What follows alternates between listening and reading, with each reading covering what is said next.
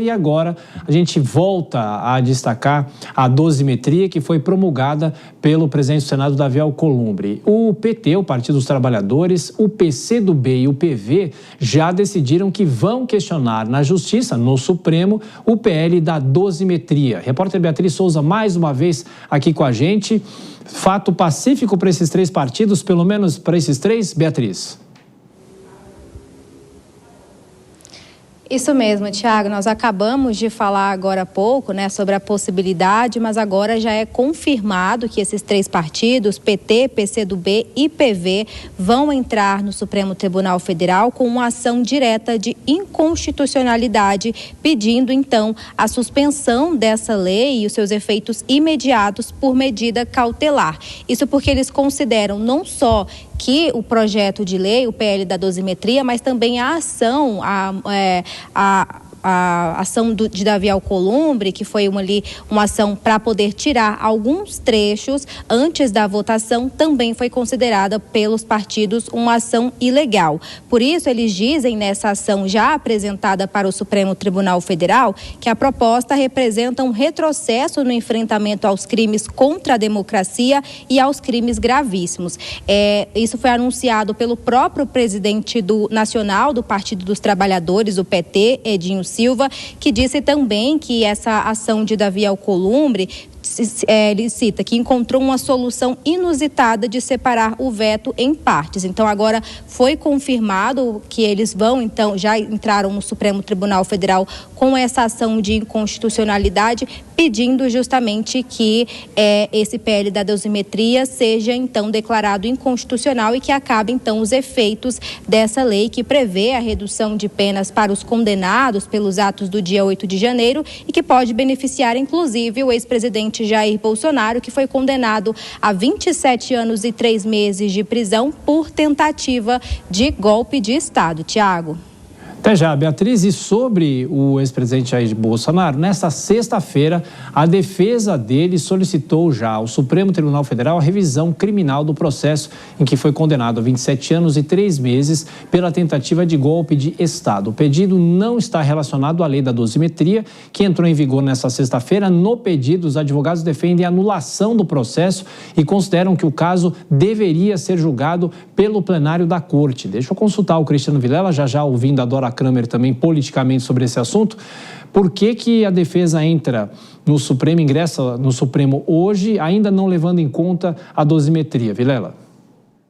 Pois é, Thiago, talvez fosse interessante, talvez fosse até adequado poder realmente se utilizar desses elementos da nova lei, da dosimetria. Agora, de fato, existe muitas vezes a necessidade de prazo, a necessidade de agilidade e, eventualmente, já que essa questão da mudança da legislação pode ser arguida a qualquer tempo, ela pode também ser formulada num outro momento. Então, eu vejo que, nesse sentido, uma coisa acaba não gerando prejuízo para a outra e, estrategicamente, foi essa a decisão tomada no sentido de já dar a entrada agora.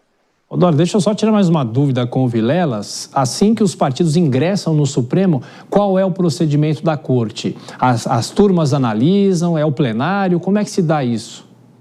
Pois é, Tiago, quando se trata de uma ação dessa de constitucionalidade, o plenário da Casa, quem vai promover esse tipo de análise, vai ouvir primeiramente o Ministério Público, que irá fazer a sua análise com relação ao caso, e aí sim, o judiciário, o plenário poderá tomar uma decisão. Agora, antes disso, a primeira coisa que muitas vezes acaba sendo aquele ponto mais marcante do judiciário atualmente, especialmente do Supremo Tribunal Federal, é justamente a análise liminar. E é a liminar que acaba sendo muitas vezes, acaba tendo um efeito permanente muitas vezes, porque na demora de julgamento do caso, ela acaba tendo realmente sobrevida. Então, dependendo de como for a própria distribuição do processo na Corte, poderemos ter uma medida liminar que venha a obstar o prosseguimento da legislação e, com isso,